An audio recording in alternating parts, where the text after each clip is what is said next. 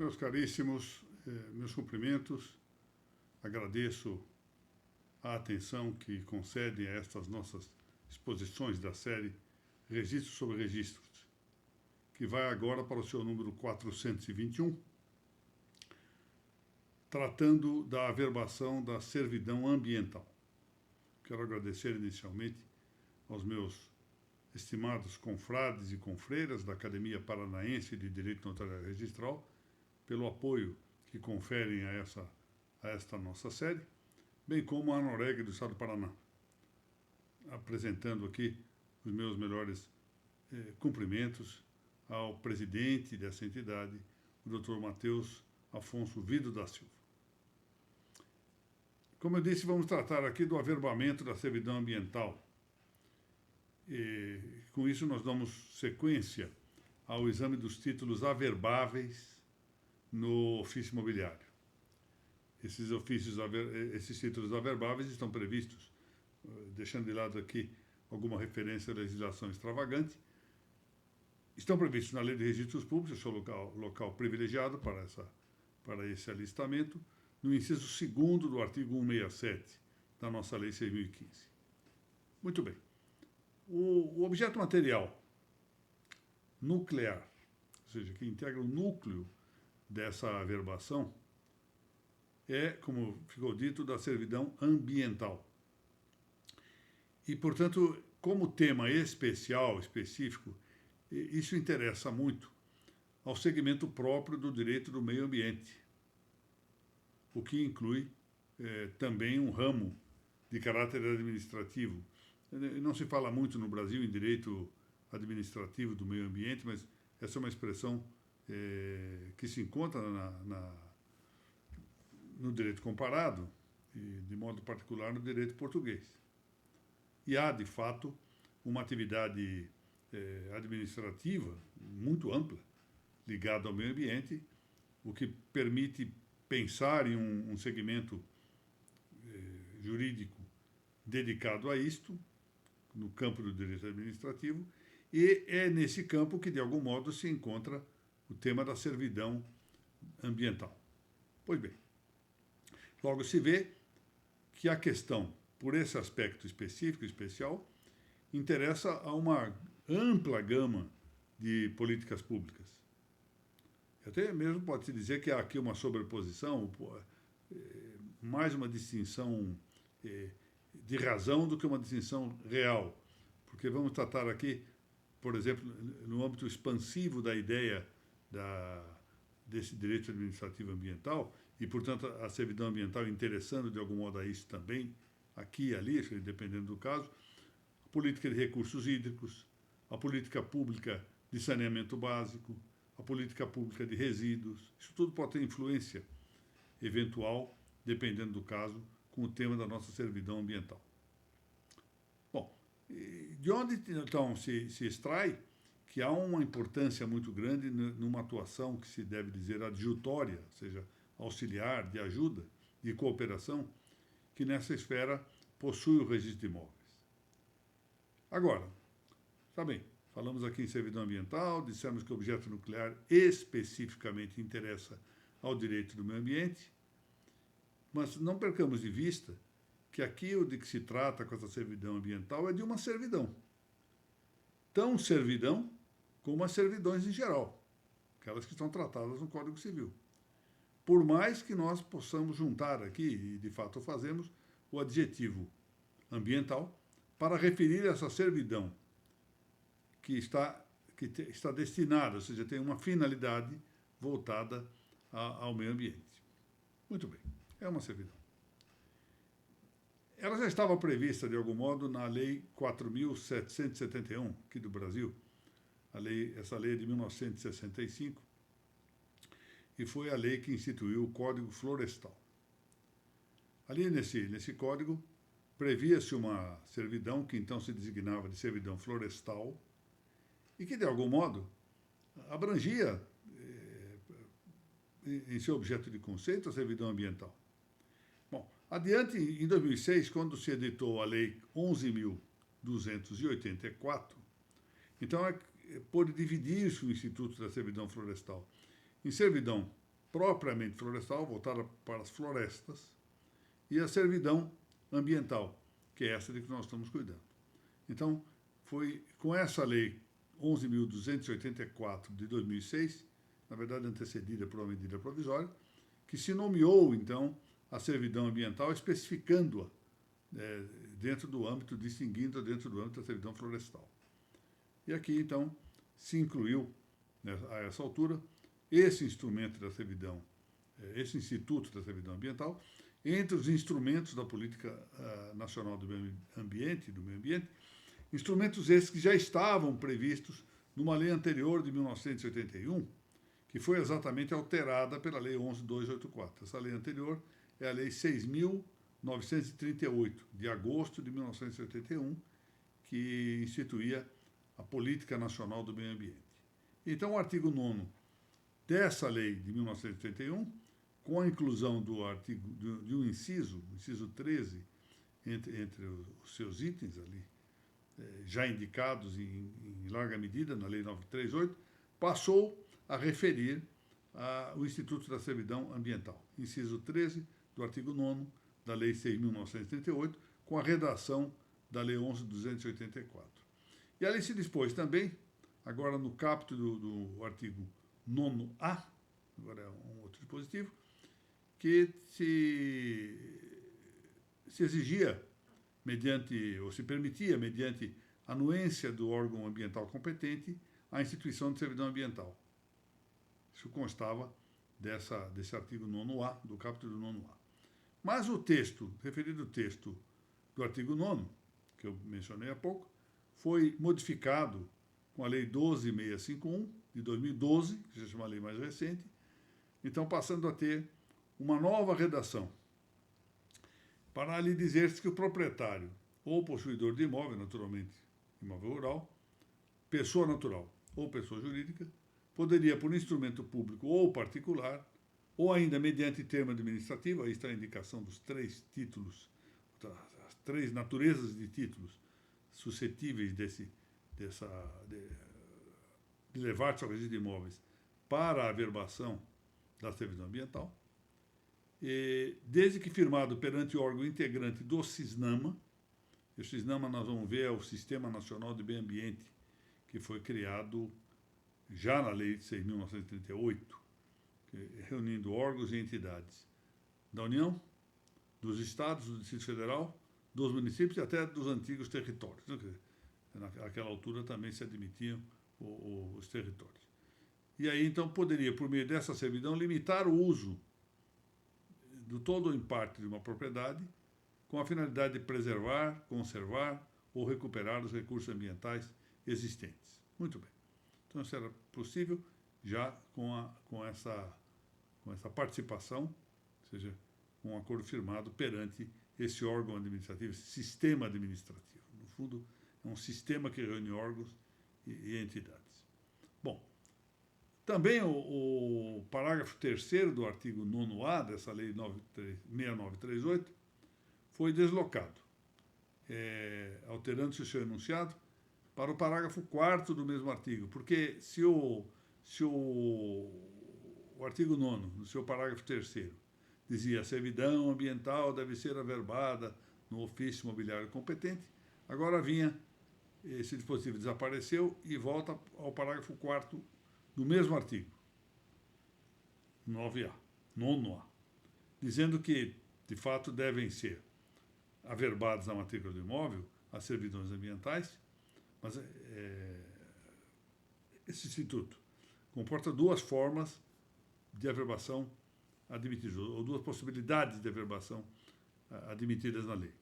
A do instrumento ou termo de sua própria instituição, então, quando se institui a servidão ambiental, essa instituição pode ser averbada no registro de imóveis, ou ainda, agora é um segundo dispositivo, a segunda possibilidade, podem averbar-se o contrato, os contratos de alienação, de cessão ou de transferência da servidão ambiental, com que já se assinala aí, antecipadamente, depois isso volta a ser indicado na mesma lei, que é possível alguma disponibilidade da servidão ambiental. Ela pode ser alienada, pode ser cedida. Bom, O que ocorre com essa normativa infraconstitucional, essa normativa subconstitucional que estamos indicando, é que ela se molda àquilo que a Constituição Brasileira de 1988 acabou assentando em seus dispositivos.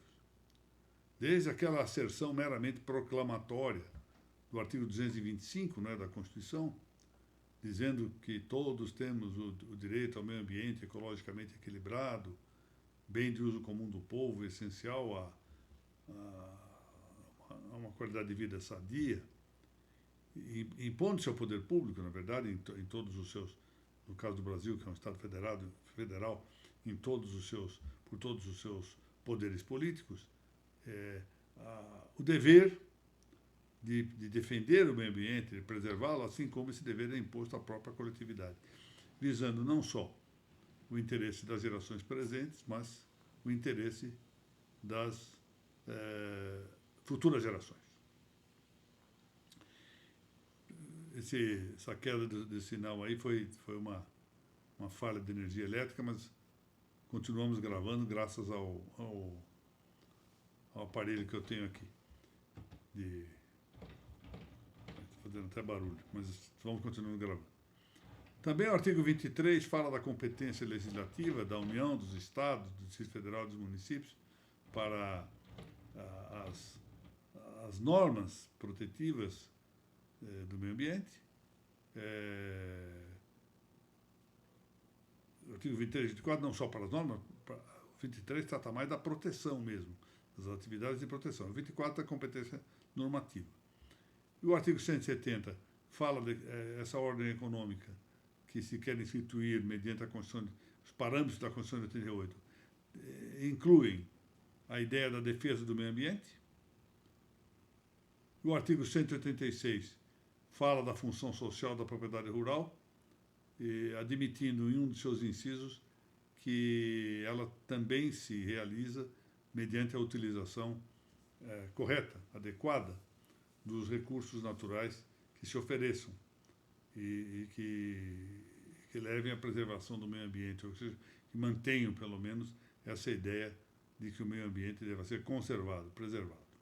Bom, como é próprio de todo tipo de servidão, de todo gênero de servidão, também essa, a ambiental, importa numa limitação ao exercício dos atributos dominiais. É isto que se destaca da ideia de servidão. E, nesse sentido, essa servidão ambiental está moldada inteiramente ao que dispõe o artigo 1228 do Código Civil de 2002. Em particular, o que dispõe o parágrafo 1º desse artigo, ao dizer que se deve, o mais possível, preservar o quanto estabelecido em favor da preservação da flora, da fauna, das belezas naturais, etc. E aí se fala no equilíbrio ecológico. Então, toda essa ideia que corresponde à finalidade da servidão ambiental. Muito bem. A Lei 6938, como ficou dito, desde a alteração imposta com a Lei 11.284, impõe o averbamento da servidão ambiental no ofício imobiliário. Está ali previsto expressamente. E nisso, essa lei guarda correspondência com o previsto no artigo 1378 do Código Civil, que trata da constituição das servidões em geral. E já ali, nesse 1378, se falava no registro da servidão em geral, né? No cartório do registro de imóveis. A diferença, todavia, de que, no plano adjetivo, o Código Civil não alterou com sua redação aquilo que já vinha previsto no item 6º do inciso 1º do artigo 167 da Lei 6.015, que era a prática do registro stricto sensu para servidões em geral. Diversamente, a Lei 6938, com a redação da Lei 11.284, previu para a servidão ambiental o ato de averbação. Bom, muito bem. Assim está previsto. Deve dizer-se, essa é a minha opinião, trata-se aí de um erro categorial, porque, de fato, estamos tratando aqui Como eu disse no início, a servidão ambiental nada mais é do que uma servidão de um direito real. Estamos tratando aqui da constituição de um direito real. Ora, essa constituição do direito real atraía doutrinariamente, classicamente, canonicamente, se nós podemos dizer assim, o registro sentido estrito. Essa seria, digamos, a indicação clássica, modelar para o ato inscritivo correspondente. Mas, enfim, o fato é que a lei preveu a averbação da servidão ambiental. Por que o fez? Pode parecer que se trate de uma tentativa de prestigiar o menor custo econômico. Tem-se essa ideia de que as averbações custam menos financeiramente do que os registros. É uma ideia, é um tópico. Isso pode não ser verdade. Isso por acaso é assim, mas podia não ser. Ou por outra, porque a palavra averbação parece manter um certo caráter mistérico que a palavra registro já não contém. Então, é muito frequente vermos isso, por exemplo, em decisões judiciais, o uso ou em petições no judiciário, pedidos de averbação. Porque a palavra averbação, como eu disse, parece ter um sentido luminoso, mistérico, que o registro não tem. Então, dá essa impressão de, às vezes, pode ser que tenha sido isto, efetivamente, a ideia de indicar-se a averbação e não o registro sentido estrito. Mas pode não ser. Poderá parecer melhor, eu estou aqui adivinhando intenções, que o objetivo tenha sido de promover uma economia de custos, na ideia de que os emolumentos correspondentes aos atos de averbação de fato costumam ser inferiores aos do registro sentido estrito. Bom, ao registro de imóveis, ou mais particularmente ao registrador, na sua tarefa qualificadora, interessa de maneira específica observar que podendo a servidão ser onerosa ou gratuita, temporária ou perpétua, isso está no artigo 9b da Lei 938, ela tem, se temporária, um prazo mínimo de 15 anos. Isso terá que ser observado pelo registrador. Parágrafo 1º do artigo 9b fala exatamente desse prazo mínimo da servidão ambiental temporária. Por outro lado, ela pode ser, como eu disse no início aqui da nossa exposição, instituída mediante um título de origem notarial, a lei fala em instrumento público, que significa normalmente a ideia da escritura pública, escritura notarial, pode provir de títulos particulares e pode provir de títulos advindos da administração pública, chamados termos administrativos. Os títulos particulares são admitidos aqui no nosso sistema brasileiro. Eu, como acho que muitos sabem, sempre tive uma posição já a esta altura da minha vida histórica, de tanto tempo que eu sustento isso, a inconveniência de que se registrem títulos particulares no sistema imobiliário. Mas, enfim, ainda é assim e alguns acham que essa até seria uma solução desejável. Eu penso que não. Por outro lado, já deixamos dito que a servidão ambiental é alienável. E o título dessa alienação, fizemos ver também, deve averbar-se no ofício imobiliário, conforme a previsão já estava no item 2º do parágrafo 4º do artigo 9A, e se encontra também no caput do artigo 9C, que reitera a previsão anterior. Por sua vez, os requisitos mínimos do título para o averbamento da servidão vêm previstos no parágrafo 1º do artigo 9A da Lei 6.938. São o memorial descritivo da área da servidão ambiental, constando pelo menos um ponto de amarração georreferenciado, o objeto da servidão ambiental, os direitos e deveres, tanto do proprietário quanto do possuidor que institua a servidão, e, suposto que se trate de servidão temporária, o prazo prazo, aquele prazo mínimo de 15 anos, durante o qual a área permanecerá como servidão ambiental. É isso que interessa no plano da qualificação registral. Com isso, encerramos aqui essa breve exposição da matéria, do averbamento da servidão ambiental.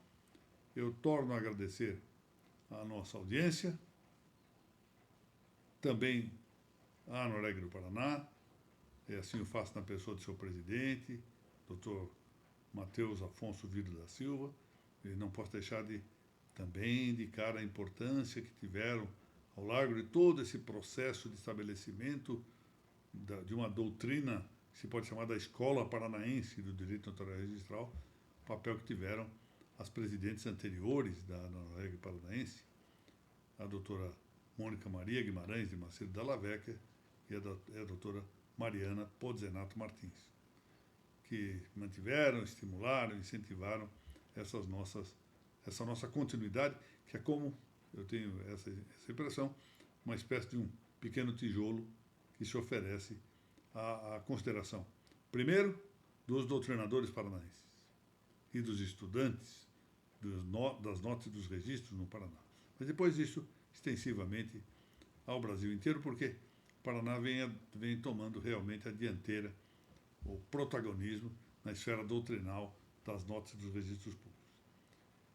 E também não posso deixar de agradecer aos meus estimados confrades e confreiras da Academia Paranaense de Direito Notarial, que, enfim, apoiam essa nossa série, e esta nossa academia mantém assim, entre outras atividades, porque ela tem outras atividades, mantém com isto a sua vitalidade.